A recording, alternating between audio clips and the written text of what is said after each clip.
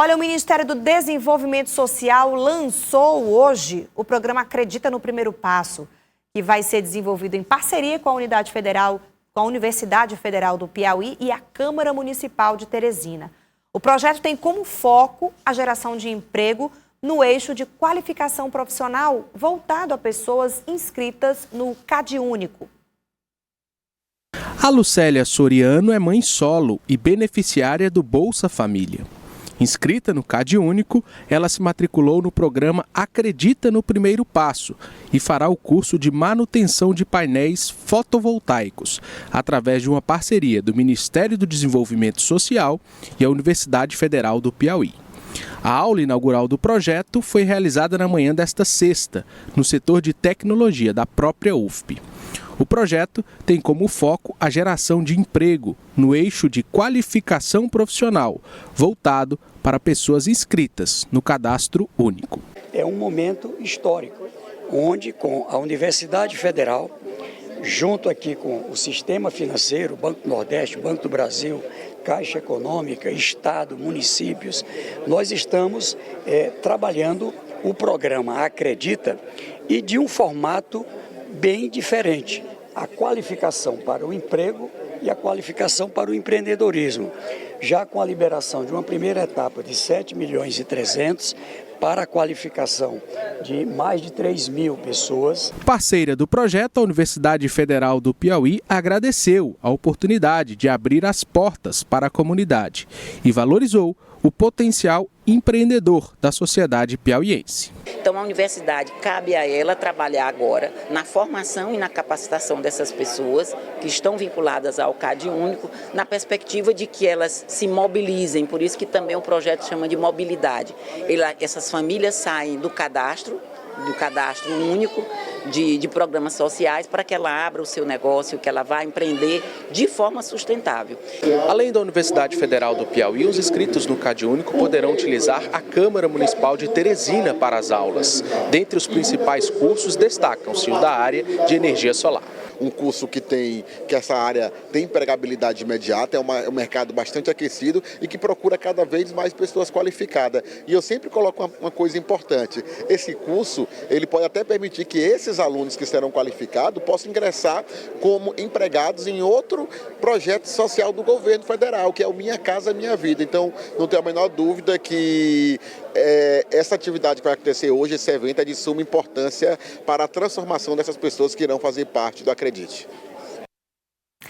Lívia Pessoa, aqui no estúdio, para a gente bater um papinho sobre política. Boa noite, Lívia. Boa noite, Aline. Sempre um prazer estar na sua companhia e de quem está em casa. E só para a gente trazer essa reportagem aqui para o nosso início de papo, por que o Wellington Dias, né? Por que o ministro escolheu Teresina para lançar esse programa tão importante? É simbólico, né, Aline? É um lançamento nacional que se individualiza em cada estado e principalmente se refere a esse literalmente o próximo passo. São para aquelas famílias que são dependentes do Bolsa Família ou que têm como maior fonte de renda o Bolsa Família, e para não se tornar uma herança familiar esse tipo de assistencialismo, de realmente dar a oportunidade para que os jovens ou aqueles que buscam essa forma de se profissionalizar possam ter essa oportunidade. Então, coloca Teresina no mapa e também tem o seu peso simbólico por ser o estado do ministro. Então, tudo isso também é entrelaçado em relação.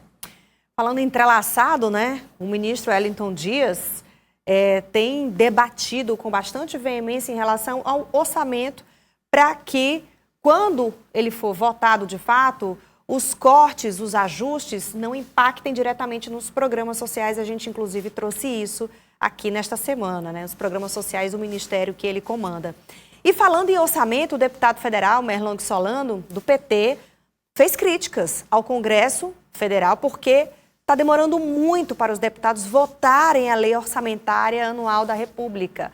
O texto, que deveria ter sido votado em dezembro do ano passado, até agora não foi analisado. A minha expectativa é grande. Eu acho que o Congresso já está faltando com a sua responsabilidade perante o Brasil.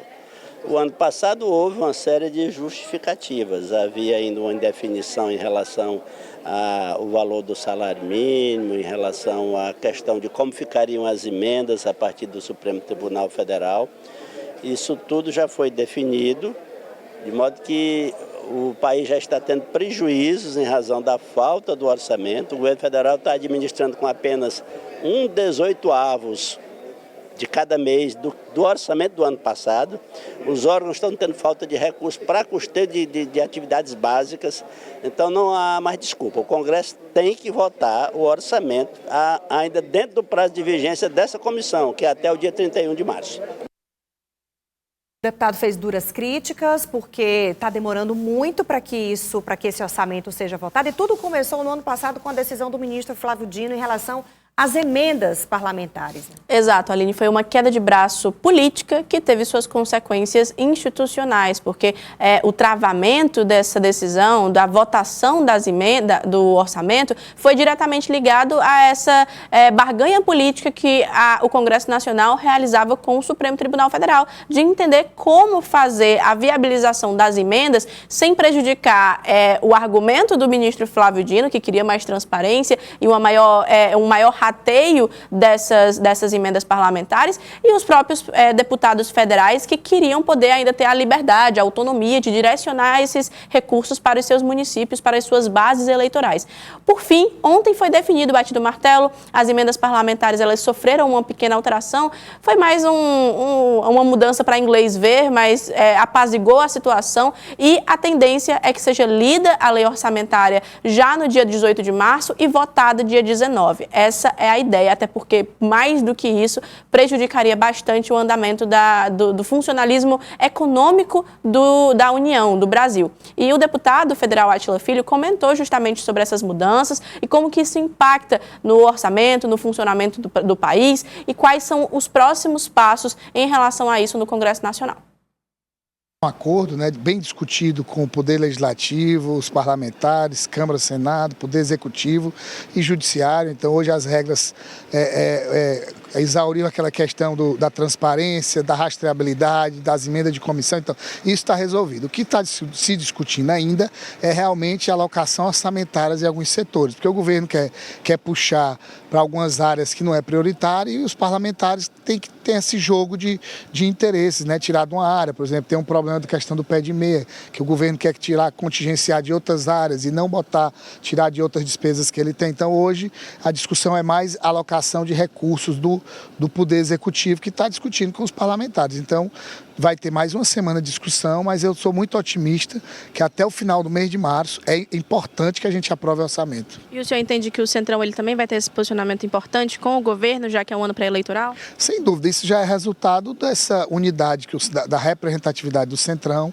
da união em volta do presidente Arthur e agora o presidente Hugo Mota. Então, assim, os partidos estão bem alinhados de centro e eles têm um posicionamento claro. Então, o que foi combinado em relação às emendas, à alocação de recursos, o governo agora quer mudar um pouco o jogo. Então, é isso que está sendo discutido, mas eu acredito que o diálogo vai chegar ao consenso em breve. Que chegue realmente em breve para não atrasar mais a economia do Brasil, que já está tão cheia de problemas e percalços. Agora, Lívia, vamos falar sobre os preparativos para as eleições do próximo ano e como a oposição tem se articulado, tem se organizado para lançar as suas chapas, as suas candidaturas. Aline, um dos pontos que sobrevoou Brasília ontem foi sobre a federação que já estava sendo especulada há muito tempo do Partido Progressistas com o Republicanos, que inclusive era muito mais próximo do que a federação com o União Brasil. No entanto, ontem o presidente nacional do Republicanos anunciou pelo Twitter que não vai ter mais federação, que não houve o consenso e que foi melhor seguir caminhos separados para o próximo ano. E hoje à tarde eu conversei com o presidente nacional Ciro Nogueira a respeito desse fim da federação com Republicanos e já foi anunciado por ele que terá sim a federação com União Brasil e como que isso afeta o Piauí. Nós vamos fazer a federação com União Brasil, vai ser o maior grupo partidário tanto da Câmara quanto do Senado. Vão ser em torno de 110, 115 parlamentares. Eu acho que esse bloco vai ser uma bússola para o nosso país, para nós trazermos a realidade do Brasil para Brasília, chega de discussões inúteis.